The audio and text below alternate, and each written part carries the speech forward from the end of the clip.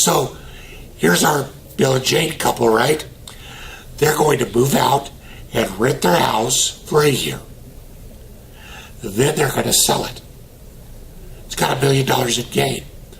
The first thing we're going to do with them is take $500,000 out in boot. Now, boot would be taxable, wouldn't it? But wait a minute. Have they also lived in this house for 2 out of the previous 5 years? Sure they have. They lived in it for at least 2, and then they rented it for 1 or 2 or 3 more years. And they've still lived in it for 2 out of the previous 5. So they're going to take their 121 exemption and take $500,000 tax-free out of the 1031 exchange. Then they're going to do a 1031 exchange. And what are they going to buy? A really, really nice property that's an investment property that maybe they want to live in one day. And so once they've used this for investment for a while, they decide to move into it. And when they decide to move into it, it then becomes their primary residence.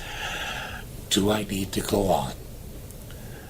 So, the idea is that you can permanently create tax-free income using the 1031 exchange.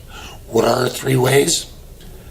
You can consolidate and diversify until you finally put it into investments that are absolutely passive, that are generating income, and you're making money on the tax dollars you never had to pay.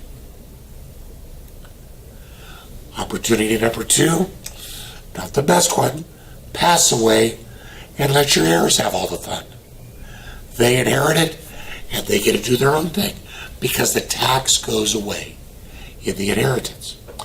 Opportunity number 3, have some fun creatively structuring your retirement around opportunities to move into lovely rental properties that you've strategically placed near grandkids or near places where you'd love to live, and start carving off sections of that tax-deferred income as tax-free every so often.